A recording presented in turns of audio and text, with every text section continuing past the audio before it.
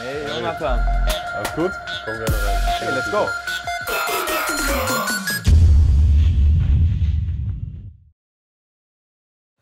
Ja Jonathan, jetzt sind wir hier in der Chill-Out-Lounge. Geht es ein bisschen vielleicht gemächlicher zu, als wir jetzt gerade unten. Ich habe mir gedacht, so ein kleiner Picture-Talk würde mich doch ganz interessieren. Auch ein bisschen mit Blick in die Vergangenheit, was alles so war. Da habe ich jetzt hier einmal Kleinigkeit vorbereitet. Und zwar habe ich diese Person hier. Thorsten Fröhling war mein U17-Trainer beim HSV. Und ja, die Zeit hat mich schon sehr geprägt und hat mir sehr viel weitergeholfen. Ich hatte jetzt danach auch nochmal viel Kontakt mit ihm gehabt. Und ja, war eine super Zeit und ich glaube eine ganz wichtige Zeit, auch so 15, 16, 17 da. Ich wollte gerade sagen, das ist ja auch so der Punkt, wo es sich dann meistens auch entscheidet, in welche Richtung geht es weiter, wo kommt man da hin. Also war es auch schon, inwiefern würdest du vielleicht auch gerade zu den Jungs da draußen, die den Traum auf jeden Fall noch leben wollen, sagen, wie wichtig ist es da auch einen Förderer zu haben, der auf dich baut? Wie ja, ist natürlich sehr wichtig, klar. Ich kann es den Jungs sagen, die irgendwie gut sind, aber vielleicht keinen Förderer zurzeit haben, dass sie einfach weiter an sich arbeiten und weiter Gas geben und am Ende setzt sich Qualität einfach durch. Das ist einfach so, egal wer was anderes sagt. Wenn du immer deine Leistung bringst im Training und wenn du spielst, dann setzt sich das irgendwann durch. Wenn hier noch jemand, ein bisschen jünger jetzt diesmal, sag dir was.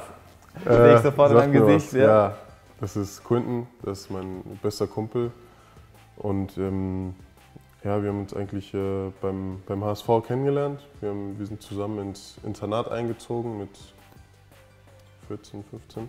Wenn man, glaube ich, so eine starke Freundschaft hat, dann sollte das durch irgendwie so eine Entfernung oder so nicht kaputt gehen. Und wenn es dadurch kaputt geht, dann weiß man dass nichts Richtiges ist. Das ist ja wie mit einer Frau, wenn du irgendwo anders bist. So klar, das ist schwieriger und ist kompliziert, aber wenn es wirklich was ist, dann hält es auch. Und ja, ich denke, das ist dasselbe bei Freundschaft auch. Okay. Dann haben wir zum Abschluss noch ein Datum. Bin jetzt mal gespannt, wie lange du brauchst, um das zu realisieren, was das war. Aber ich glaube, du wirst nicht lange brauchen. Und zwar der 8. Juni 2016. 8. Juni 2016. Ja gut, da war die EM. Juni war die EM, richtig? EM, ja, wahrscheinlich Anfang Juni. Meine Nominierung bzw. meine Nachnominierung sein. Richtig? Genau, ja, ist richtig. Ja. Nee, ich war jetzt nur kurz, okay, weißt du vielleicht direkt mit dem Datum was anzufangen, ist ja auch immer so die Frage. 8. Juni wurde es dann quasi veröffentlicht, aber wann bekommt man dann auch als Spieler, ist glaube ich interessant, wann bekommt man da überhaupt die Info? Also ich glaube, du sitzt ja nicht zu Hause im Anzug und wartest, boah, hoffentlich kommt heute der Anruf.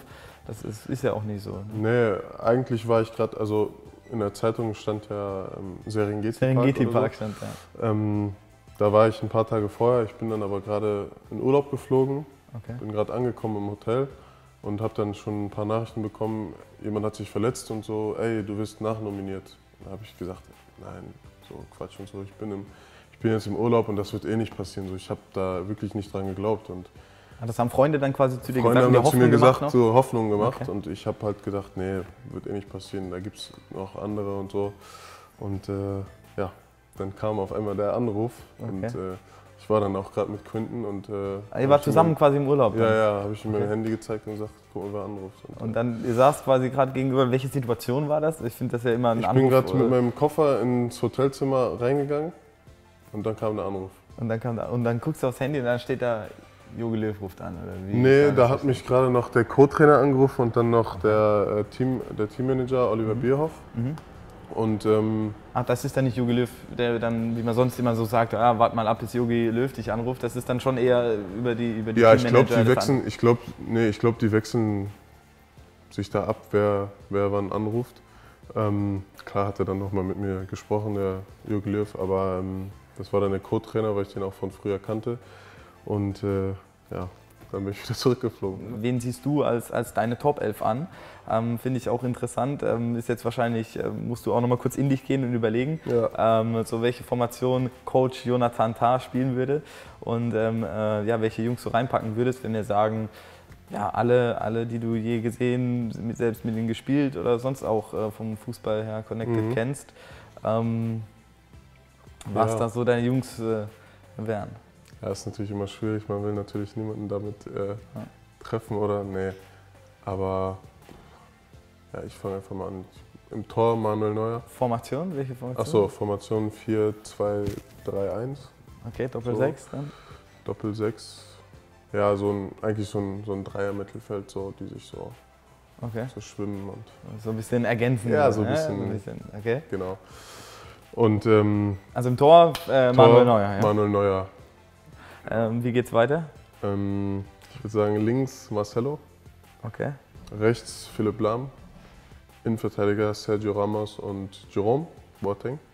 Ja, so Ramos ist ja auch der man mal sagt, okay, der prescht gerne mal dazwischen, der bringt auch mal eine Aktion, die vielleicht ein bisschen polarisiert. Das ist bei Jerome Boateng eher so, da sagt man, ja, ist ja eigentlich ein stiller Leader. Wie siehst du das? Wen nimmst du da für dich als Vorbild? Ja, schon Jerome, weil ich glaube, der Sergio Ramos ist noch ein bisschen impulsiver und ein bisschen mehr Temperament ein bisschen mehr Temperament vielleicht und ich bin auch mehr so. Trotzdem sollte man sich nicht mit mir anlegen auf dem Platz, aber beim Fußballtennis auch nicht, ne? Beim Fußballtennis auch nicht, aber ich mache das einfach auf eine andere Art. Wie geht's weiter vorne dran, also ab wer steht? Modric. Modric im variablen Dreier. Ja, okay, und wer kommt dazu? Toni Kroos. Brauche ich auch nicht begründen, überragend.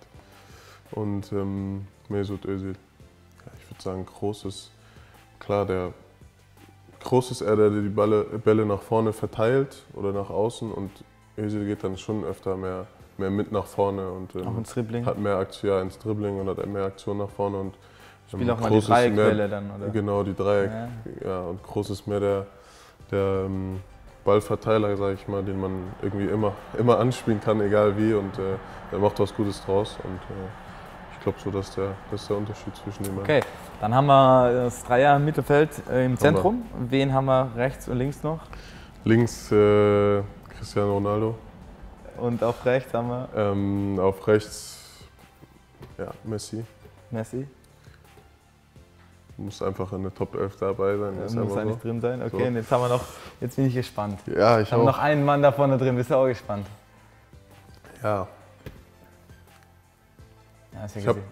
Ich habe ja immer gesagt, Stefan Kiesling war für mich der unangenehmste Gegenspieler. Weil er auch mal durchs Netz ein Tor schießen kann oder außen oder genau, warum? Deswegen auch.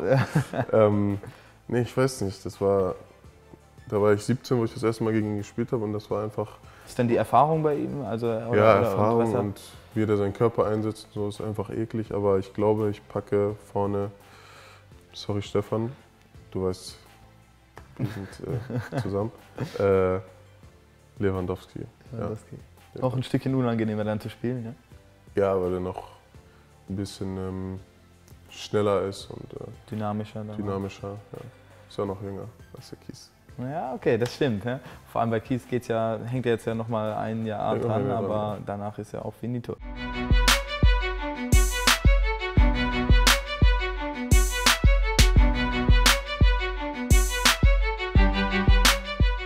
Das war die Top 11 von Jonathan. Ihr habt, wie ich es bereits auch angekündigt habe, natürlich die Möglichkeit, etwas zu gewinnen. Das ist einmal der unterzeichnete Under Armour Schuh von Jonathan. Den haben wir hier.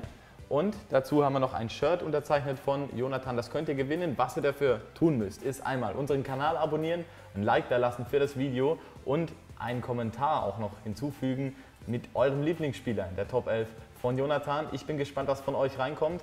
Jonathan, bei dir bedanke ich mich für den netten Rundgang und vor allen Dingen natürlich auch für deine Top 11 und sonstige Erlebnisse, die du uns noch geteilt hast. Und dann hoffe ich, dass es für dich so gut weitergeht. Und bis dahin. Danke. Ciao, ciao.